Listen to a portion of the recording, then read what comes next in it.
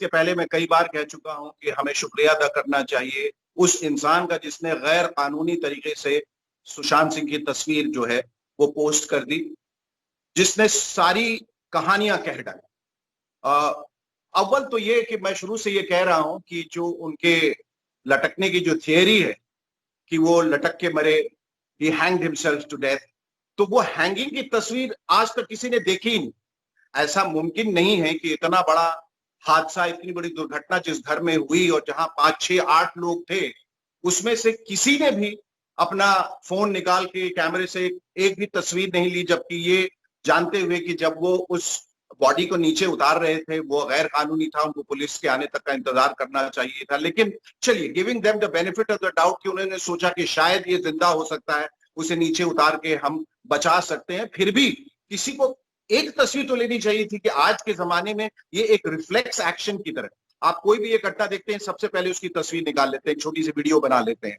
तो ये तो उनको करना चाहिए। तो ये मैं मानने को तैयार नहीं हूं कि किसी ने उसकी तस्वीर नहीं ली। लिहाजा जो थियरी आगे प्रोपिगेट की गई थी कि he was hanging by the fan, न वो फैन दिखा, न वो सीलिंग दिखी, सिर्फ वो एक कटा हुआ कपड़ा दिखा, जिस पर भी इतना सारा शक जाता इस वजह से कि वो कपड़ा का जो टेंसाइल स्ट्रेंथ जो मुंबई पुलिस जो है मैं बताने वाली थी कि क्या है, आज 1 महीने से ऊपर हो गया, उस कपड़े का टेंसाइल स्ट्रेंथ ही हमें नहीं बताया गया कि वो 85 किलो का भार ले सकती थी या नहीं।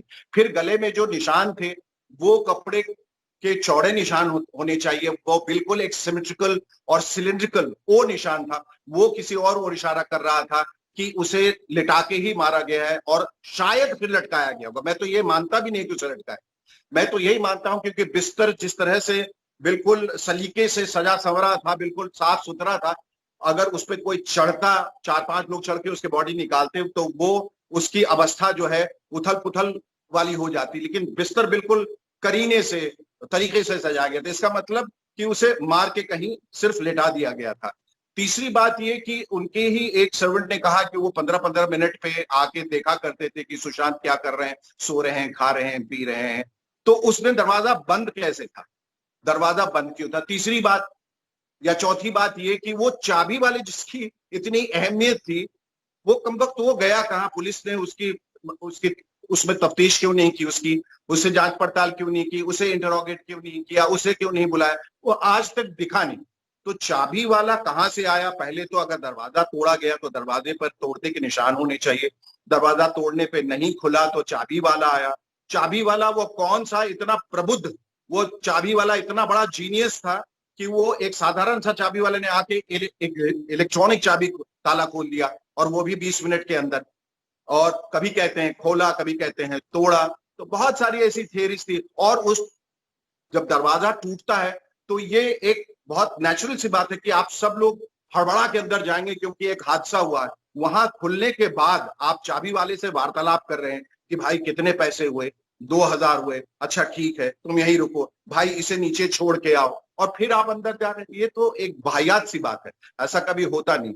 फिर उसके पिछले रात की जो तस्वीर थी जिसमें वो पार्टी कर रहे थे, सुबह उठ के जूस पी रहे थे, किसी का कहना है कि वो जॉगिंग के लिए भी गए थे, ये तमाम चीजें, जो बहुत सारी चीजें जो निकल के जो तथ्य, सीसीटीवी फुटेज का मिसिंग, फिर किसी का कहना था कि उनके हाथ हिल रहे हैं, किसी ने देखा कोई काला बैग लेके भाग रहा है, कोई अनजान सी लड़की वहां ग्लव्स पहन के आई हुई थी।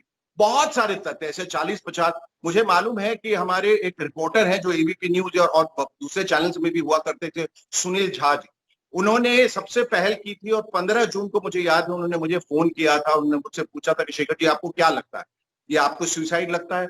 और मैंने अनायास ही कह दिया नहीं, मुझे नहीं, मुझे ऐसा फाउल प्ले लग रहा है इसे देख के, और ये तस्वीर शायद ये बहुत सारी कहानियां कह रही हैं। और हम दोनों ने एफबी लाइव किया जहां बहुत कम लोग थे, कोई 1000 लोग थे, और हमने इसमें बहुत सारी चर्चाएं हुई, बहुत सारी बातें हुई, जहां हमने अपने मन की बात कही, उन्होंने मन की बात की।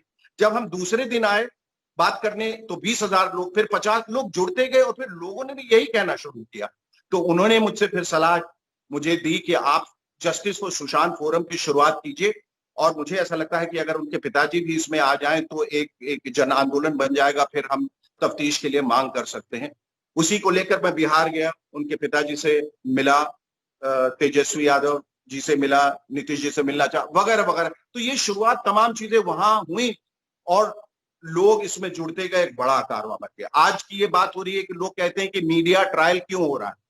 भाई मीडिया का काम है इन्वेस्टिगेट करना, मैं उसे ट्रायल नहीं कहूंगा, मैं कहूंगा ये मीडिया इन्वेस्टिगेशन है।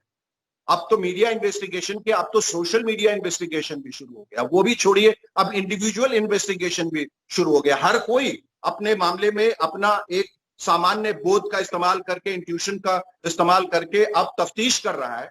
और एक फोरेंसिक एक्सपर्ट है जो बहुत सारी ऐसी चीजें जो निकाल के वो ले आया है, जो शायद पुलिस का काम था। हमने उस सारे उन